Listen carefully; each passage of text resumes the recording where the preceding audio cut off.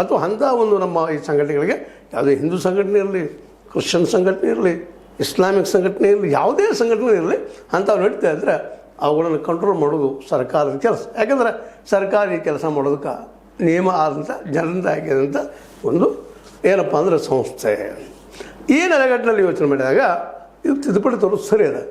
ಆದರೆ ಇದೇ ಕಾಲಕ್ಕೆ ನಮ್ಮಲ್ಲಿ ವಿರೋಧ ಪಕ್ಷಗಳೇನು ಪ್ರಶ್ನೆ ಮಾಡ್ತಾ ಇದ್ದಾರೆ, ಸರಿ ಅಡ್ಡಿ ಇಲ್ಲ.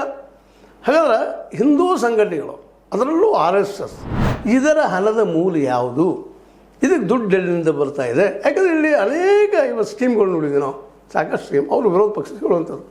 ಅದರಲ್ಲೂ ಮುಖ್ಯವಾಗಿ ರಾಹುಲ್ ಗಾಂಧಿಯವರಾಗಿರ್ಬೋದು ಅಥವಾ ನಮ್ಮ ಅಖಿಲೇಶ್ ಯಾದವ್ ಅವರಾಗಿರ್ಬೋದು, ಇನ್ನೂರೆಲ್ಲರೂ ಪ್ರಶ್ನೆ ಮಾಡ್ತಾ ಇದ್ದಾರೆ. ಹೌದು ರೀ, RSSಗೆ ಒಂದೇ ಪ್ರಶ್ನೆ, RSS ಮೂಲ ಯಾವುದು, ದುಡ್ಡಿಂದು ಫಂಡ್ ಮೂಲ ಯಾವುದು? ಯಾಕಂದರೆ ಎಲ್ಲ ಕಾರ್ಯಗಳಿಗೆ ಬೇಕು ಫಂಡ್. ಇವತ್ತು ನಾವು ಸಂಸ್ಥೆ ನಡೆಸ್ತಾ ಇದ್ದೀವಿ, ಹೇ ಸೀತಾರಾಮ್, ಇದ್ರ ಫಂಡ್ ಮೂಲ ಯಾವುದು, ಎಲ್ಲಿಂದ ಬರ್ತದೆ ದುಡ್ಡು?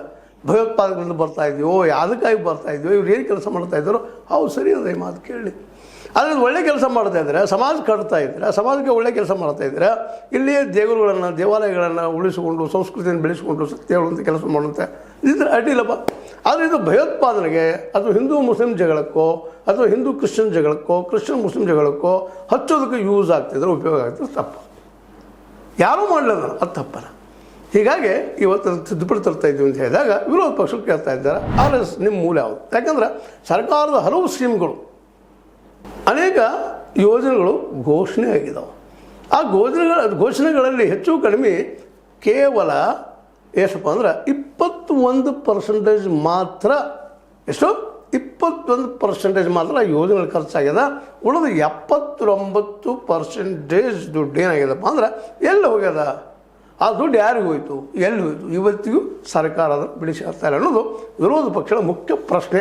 ಈ ದುಡ್ಡು ಎಲ್ಲಿ ಹೋಯ್ತಪ್ಪ? ಅದರಲ್ಲೂ ಭಾರತದ ಕಾರ್ಪೊರೇಟ್ಗಳು ತಮ್ಮ ಒಂದು ಸಾಮಾಜಿಕ ಕಳಕಳಿಯ ದೃಷ್ಟಿ ಇಟ್ಕೊಂಡು ದುಡ್ಡನ್ನು ಕೊಡ್ತಾ ಇರ್ತಾರೆ, ಎಲ್ಲಿ ಡೆವಲಪ್ ಆಗಲಪ್ಪ ಅಂತೇಳಿ.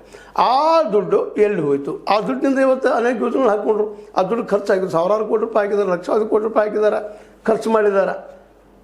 ಅಡ್ಡಿಲ್ಲ, ಮಾಡಲಿ. ಆದರೆ ಅದನ್ನು ಕಂಪ್ಲೀಟ್